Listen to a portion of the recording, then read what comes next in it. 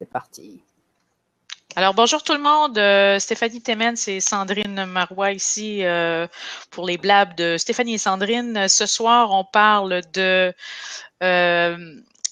la possibilité de diversifier ou de recentrer son offre selon où on en est rendu en tant qu'entrepreneur. On va débattre un peu du sujet. Alors, pour votre information, ceux qui me connaissent pas, je suis une rédactrice web. Maintenant, je peux dire que je fais aussi du marketing de contenu qui est, disons-le, c'est quand même quelque chose qui est en vogue de plus en plus. Alors, c'est une... faudrait arrêter d'enregistrer, j'ai moffé le début. Fait que c'est ça, écoute, je fais de la rédaction, je suis adjointe virtuelle aussi, je suis en partenariat avec plein de personnes qui sont travailleurs autonomes aussi, comme nous. Et le but ici, c'est d'informer les gens et puis d'échanger sur des sujets qui nous concernent tous. Alors, Sandrine, à toi. Oh ben moi, je vais faire vite. Je suis formatrice en médias sociaux, je suis créatrice de contenu, curatrice de contenu, je suis auteur et photographe. Mais mon métier principal, c'est d'aider les propriétaires de petites entreprises et les solo-entrepreneurs avec leurs besoins en médias sociaux. Voilà, c'est moi. Oui. Donc, tu as, il y a quelques semaines, si mes souvenirs sont bons, 1 ou 2 semaines, tu as écrit un article suite à notre discussion sur le sujet d'aujourd'hui. Oui. Un article que j'ai trouvé très très pertinent et très intéressant. On a mis le lien, c'est dessous là pour ceux qui veulent. Exactement. Sont dans la salle pour le moment. Absolument. Qui veulent le lire, exactement. J'aimerais, parce que comme c'est une émission qui est enregistrée, j'aimerais un peu que tu résumes les grandes idées de cet article, puisque c'est vraiment pertinent par rapport à ce dont on va discuter ce soir. Oui, parce que au début de la discussion, la dernière fois, en fait, on devait parler de se garder un plan B en tant qu'entrepreneur parce que à un moment donné, si ça fonctionne pas ou ça fonctionne moins, il faut des revenus. Donc, il faut se fier aussi sur ses autres talents puis ses autres aptitudes pour se garder comme une porte de sortie. Par contre, en lisant un peu sur le sujet, puis en allant chercher des informations de gens qui sont déjà en entreprise, puis qui ont passé par le démarrage, moi étant en démarrage et toi étant déjà travailleuse autonome depuis quand même longtemps, je me souviens jamais, 10, 12 ans, 13, 15. Mais c'est ça, tu sais, c'est qu'on n'est pas au même point, puis donc les façons de prendre de l'expansion ou de diversifier, on n'est pas au même point du tout. Ce que j'ai réalisé avec ce que j'ai appris, c'est que quand tu es en démarrage, la pire chose à faire, c'est justement d'essayer d'aller trop diversifier ce que tu fais, offrir des services trop larges parce que tu n'arrives pas à te spécialiser. Fait que ça fait une gang de services qui sont de moyenne qualité au lieu de réellement te démarquer dans ce qui, toi, te caractérise, puis de persévérer un peu plus longtemps là-dedans. Fait que donc, dans le blog, ce que je mentionnais, c'est que moi-même, j'ai fait l'erreur de vouloir aller chercher un plus grand éventail de clients en me disant je vais offrir des services plus larges en me basant sur toutes mes capacités, mes expériences d'avant, puis en les combinant avec ce que je voulais faire là. Et le point, c'est que faut pas faire ça, faut oublier un peu ce qu'on était avant, penser différemment et mettre de l'avant ce qu'on veut réellement faire par passion, parce que sinon, on s'est lancé en entreprise parce qu'on voulait faire quelque chose qui nous passionnait. Donc, si on intègre les anciennes tâches, les anciennes choses qu'on faisait, c'est qu'on se retrouve un petit peu dans le même mood qu'avant, puis on n'a pas le même, là je dis plein d'anglicismes, on n'a pas la même drive que quand on est réellement dans notre bain, là, dans nos choses, dans ce qu'on aime. Fait que c'est ça, donc, tu sais, somme toute, moi-même, j'ai été prise au piège, puis j'ai vu que la meilleure chose à faire, puis il y avait un blog de Nat Mark que j'ai recommandé aussi là-dessus, une dame qui est en ligne depuis 97 avec ses services, puis qui dit qu'au contraire, il faut délimiter les limites de son carré de sable et vraiment les tenir jalousement pour nous, là, au lieu d'aller s'étendre puis d'essayer d'étendre tout le temps nos limites. Fait que c'est un peu le résumé de l'article, puis je montre un peu comment se poser les bonnes questions pour définir nos valeurs, voir si on est en ligne avec ce qu'on veut réellement faire, puis oublier le reste, là. Pas essayer de tout mettre, là. Parce qu'à quelque part, on porte déjà tous les chapeaux, hein. Fait que si on porte déjà tous les chapeaux, puis qu'en plus, on prend trop d'expansion rapidement, ben on s'y retrouve plus. Donc, c'était un peu ça notre discussion. Par contre, j'aimais, moi, ton apport sur le plan B. Puis ça demeure, mais quand on est rendu là. Exactement. Et ce que je voulais dire, qui est en complément de ce que tu dis toi, qui est très intéressant, c'est qu'en fait, quand on commence dans sa carrière en indépendant ou propriétaire de petite entreprise, on ne se connaît pas forcément. On ne connaît pas son entreprise, on ne connaît pas son public. Donc, on ne sait pas vraiment qui on vise. On a un produit, on a une idée, mais on est un peu dans le flou. On avance un peu à tâtons, en aveugle. Donc, ce que tu dis, c'est très juste. Au tout début, on n'est pas capable de prendre le recul suffisant qu'on a après 15, 20 ans, 10 ans d'expérience, où là, on est capable de dire, là, ça a marché, là, ça n'a pas marché, je vais le faire différemment, je vais le faire comme ça. Donc, je pense que c'est hyper important, parce qu'on est au début, d'apprendre à se connaître. Voilà. Oui. Voilà, c'est ce que je voulais dire en complément de ce que tu disais. Absolument, absolument. Mais toi, Sandrine, justement, tu te connais, tu as fait les débuts, tu as navigué à travers ça. Puis, si je peux me permettre de le mentionner, c'est que tu as commencé à faire de la photographie, ou je ne sais pas si c'était depuis très longtemps, mais c'est que tu réussis aussi dans ce domaine-là, qui est une autre de tes passions. Donc, on reste dans le passion, on reste dans ce que tu veux réellement faire, puis dans ce que tu es vraiment. Puis je pense que c'est pour ça que ça fonctionne quand même aussi. Parce que tu as lancé quand même 2 livres, là. La passion, c'est mignon, la passion. Mais il faut quand même aussi avoir, comme tu disais, de la motivation. Oui, merci. Parce que tu parlais du drive tout à l'heure. Oui. Pour ceux qui ne parlent pas anglais, oui. c'est la motivation, hein, c'est ça. Il faut aussi avoir une motivation, il faut aussi avoir un plan, une stratégie. Comme j'ai fait une interview justement sur ma photographie il y a quelque temps, j'ai enregistré pour un podcast, et la personne m'a demandé comment je me promouvais en photographie par rapport à la poésie, parce que j'ai fait de la poésie, par rapport à mon travail dans les médias sociaux, par rapport à mon travail de curatrice de contenu, etc. J'ai simplement décrit ça de la manière suivante. J'ai fait comme je conseille à tous mes clients, c'est-à-dire je me suis assise avec moi-même, un papier, un crayon, et j'ai observé ma concurrence, j'ai observé les photographes dans mon secteur, les photographes qui font à peu près les mêmes photos que moi. J'ai regardé leur blog, j'ai regardé leur site, j'ai regardé leur page Facebook, leur compte Twitter, etc. J'ai observé pour savoir comment leur travail était reçu, comment les gens réagissaient à leur travail. J'ai interagi avec ces photographes. Donc, j'ai regardé ce qu'ils faisaient, j'ai vraiment observé. Et j'ai juste commencé à publier ma photo il y a 2 ans, hein, donc c'est très récent. Il y a 2 ans, je ne savais même pas que j'étais bonne. Et quand j'ai lancé mon livre de photographie, je n'avais aucune idée si ça allait marcher ou pas. J'ai tenté la chose. Voilà. Mais c'est venu parce que j'avais suffisamment confiance en moi pour le faire, et que j'avais un plan, j'avais une stratégie. Et puis pour moi, je ne vois pas lancer un livre, lancer un produit comme quelque chose automatiquement pour gagner de l'argent. Je le vois aussi pour établir mon expertise, pour dire voilà, j'ai fait ça, pas forcément pour me montrer, pour dire j'ai fait ça, je suis la meilleure, je suis la plus intelligente, mais pour dire voilà le travail, j'ai suffisamment confiance en moi pour vous montrer ce que je fais. Voilà. Mais ça, je n'aurais pas été capable de le faire au tout début de ma carrière. Au tout début de ma carrière, j'étais traductrice et enseignante de français. Je suis toujours traductrice et enseignante de français. Mais j'ai commencé comme ça. J'ai observé, j'ai fait des erreurs, j'ai appris, j'ai marché à tâtons, et j'ai surtout appris à me connaître. Et un sujet dont on a parlé, toi et moi, de nombreuses fois ici, c'est j'ai appris à dire non. Et j'ai appris à me respecter. Voilà. Oui, exactement. Puis dans tout ce que tu dis, qui est, honnêtement, c'est une belle voie à suivre, parce que tu parles de stratégie, tu parles de t'asseoir avec toi, mais tu parles surtout d'attendre le moment où tu as suffisamment confiance en toi pour embarquer dans autre chose. Voilà. Puis c'est ce que j'ai justement pas abordé, parce que je savais même pas comment faire pour en arriver à dire maintenant je suis prêt, maintenant je suis capable d'offrir quelque chose de supplémentaire. Donc oui, c'est d'attendre d'avoir suffisamment confiance, mais d'avoir fait tout le travail que tu as fait, c'est-à-dire d'observer. Par contre, oui, vas-y.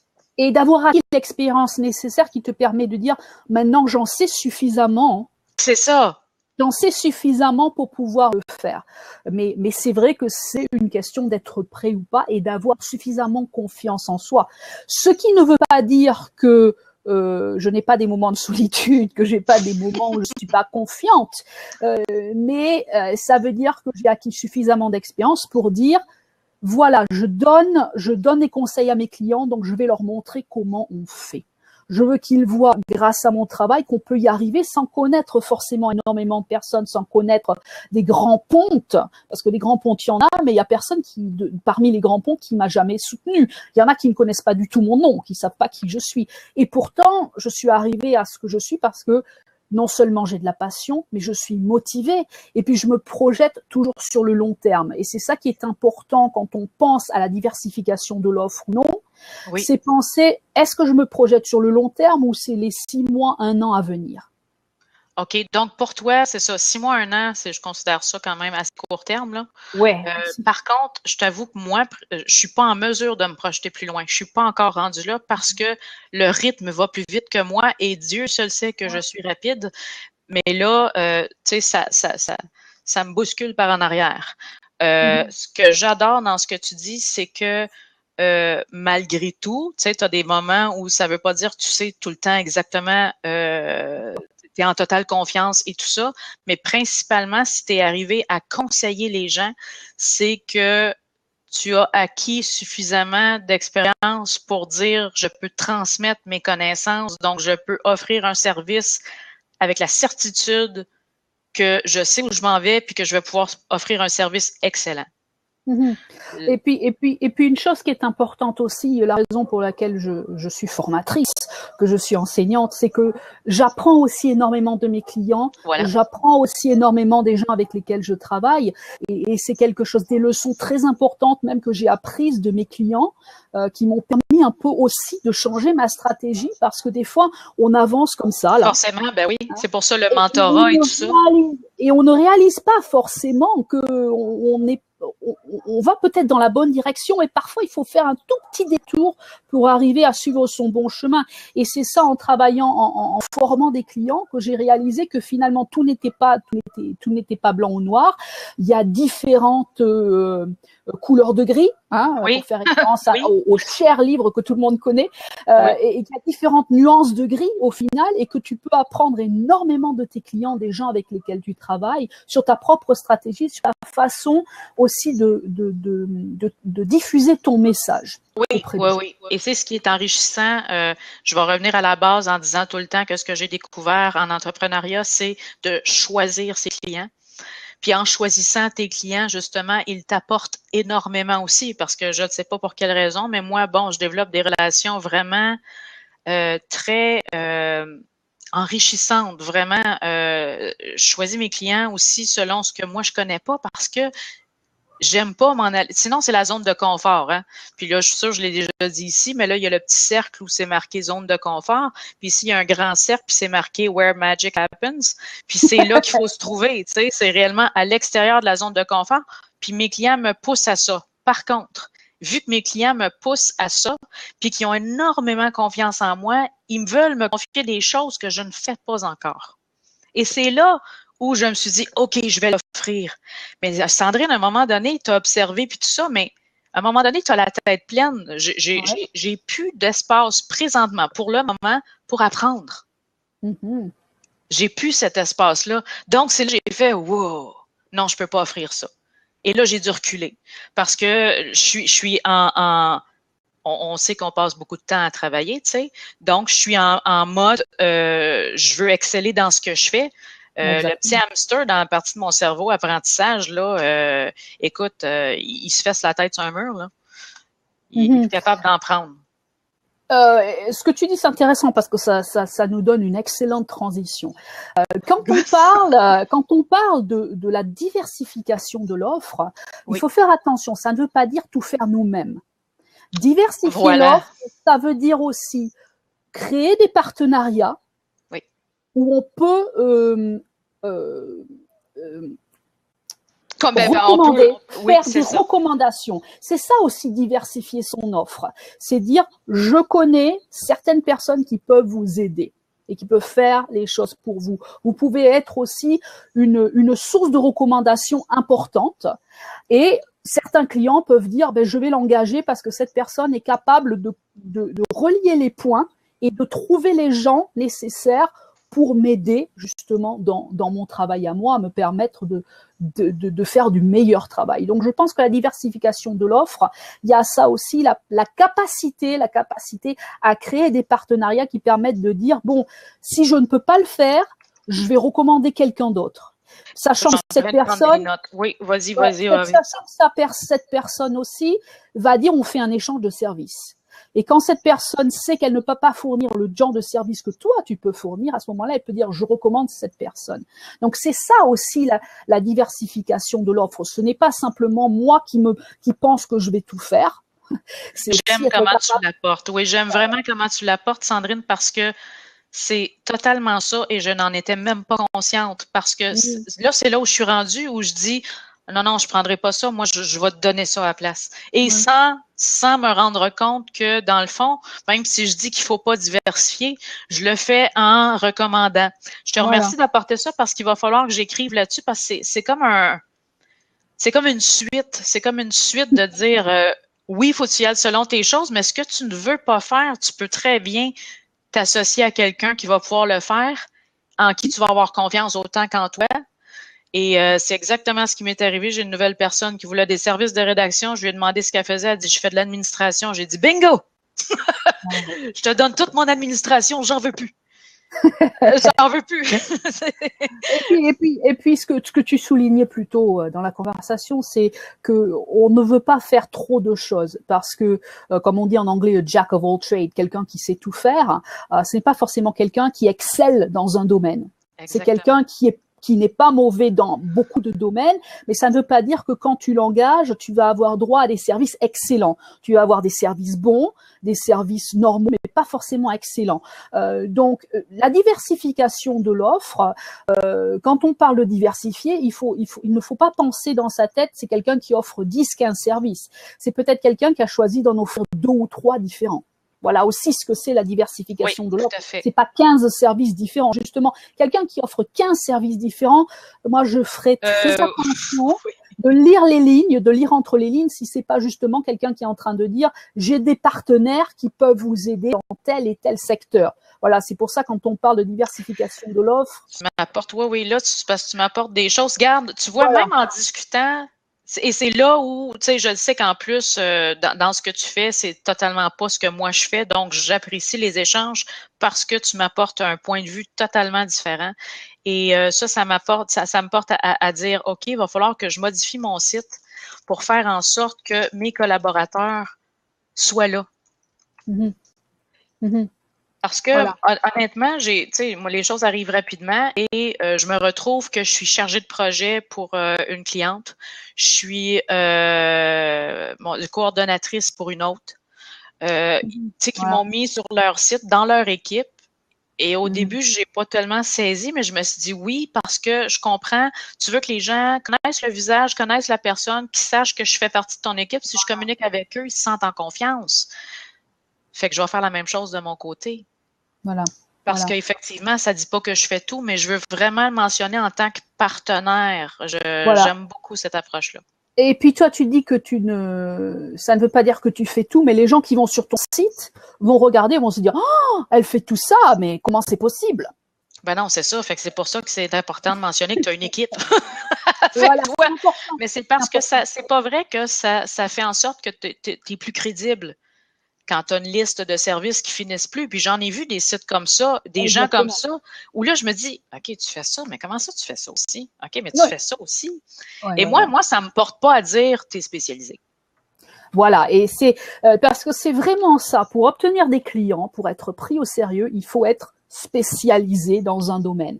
Et quand je parle de créer des partenariats, on vit dans des sociétés où on encourage, on dit toujours il faut mettre en avant vos forces.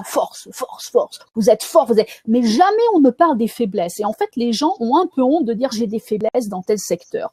Il n'y a pas de honte à avoir des faiblesses. On peut pas être bon partout, c'est pas possible. Moi, j'ai fait tous mes sites. mais je ne connais pas le langage CSS et tout ça, donc je fais appel à une collègue qui est excellente, qui fait du design de sites excellents. Donc quand j'ai besoin d'elle, je lui dis voilà, je l'engage et je lui dis il faut que tu fasses ça sur mon site. Voilà. Ben voilà, J'ai fait la base. Voilà, j'ai fait appel à elle, et quand il y a quelqu'un, quand je connais quelqu'un quand je sais que quelqu'un a besoin de créer un site, je dis voilà mon ami qui peut vous aider. Parce que les gens me disent ah t'as fait tes sites, est-ce que tu peux le faire pour moi? Je fais non, j'ai fait le site de base. J'ai fait la base, mais pour tout ce qui est les petits détails, etc., c'est ma copine Katrina derrière qui regarde et qui fait le travail. Il ne faut pas avoir peur de ses faiblesses. Et quand on fait face à ces faiblesses, on a deux choix. Soit on se forme justement pour améliorer ces faiblesses et pour qu'elles deviennent des forces. Oui. Et enfin proposer des services quand on est suffisamment à l'aise. Oui. Soit, le deuxième choix, c'est justement de créer des partenariats justement pour combler ces faiblesses et des gens qui feront le travail que nous, on n'est pas capable de faire parce qu'on a des faiblesses. Par exemple, je te donne un exemple concret. Oui. On m'appelle un expert des médias sociaux, ce Oui. qui est complètement stupide. Je suis pas experte en médias sociaux. Les médias sociaux, c'est vaste. Oui, c'est vrai, c'est vrai. Il y a plus de 200 réseaux sociaux dans le monde. Il y en a plus de 200. Tous ont des règles différentes. Ce n'est pas possible de tout connaître dans les médias sociaux. Quelqu'un qui te dit qu'il est expert en médias sociaux, justement, c'est quelqu'un qui se spécialise dans tous les médias sociaux dans le monde. On parlait de quelqu'un qui fait trop de choses, voilà, qui est pas à prendre au sérieux. Donc, quelqu'un qui te dit qu'il est un expert en médias sociaux, tu fais une croix dessus, tu dis non, au revoir, bye bye, à la prochaine. Okay. Tu peux être spécialisé dans des sites comme Twitter, comme Facebook, comme LinkedIn, parce que c'est une partie limitée des médias sociaux, mais tu peux pas être spécialisé dans les médias sociaux. Tu peux être spécialisé dans la stratégie, par exemple, aider la stratégie, mais tu auras des domaines de prédilection, comme par exemple l'immobilier, les fleuristes, voilà, tu travailles sur la stratégie avec les petites entreprises, les artistes indépendants, tu vois, la musique, parce que chaque audience est différente. Chaque audience a des attentes différentes. Donc, c'est pour ça. Totalement. Voilà. Et même en rédaction, même si je suis excellente en rédaction, je vais toujours mentionner aux gens, dites-moi les sujets, dites-moi parce que tout ce qui est trop spécialisé, moi, je n'irai pas mettre mon nom là-dessus parce que je ne suis pas assez spécialisée pour ça. Voilà. Tu sais, je ne peux pas écrire sur l'aéronautique, j'y connais absolument rien. Je ne ferai pas 25 heures de recherche pour un texte de 500 mots, tu sais. Voilà, exactement. Exactement. Donc, le conseil que je peux donner à tous les gens qui nous regardent, c'est de ne pas avoir peur de vos faiblesses.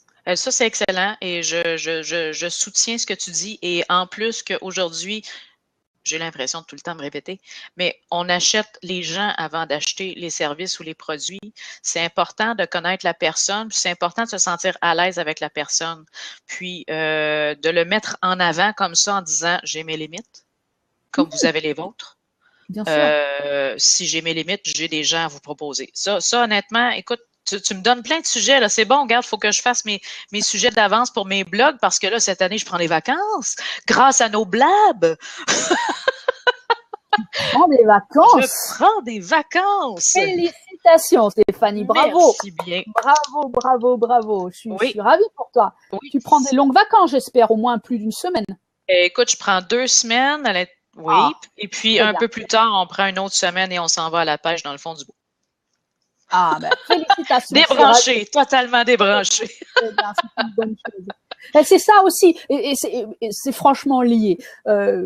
Il faut savoir aussi que quand que vous optiez pour la spécialisation, que vous optiez pour la diversification des services, c'est votre choix, ça n'appartient qu'à vous. On en a discuté absolument. Beaucoup. Mais sachez aussi que plus vous choisissez de vous diversifier, plus vous avez de cordes à votre arc, donc plus les gens espèrent que vous allez être capable de produire et de créer, de travailler.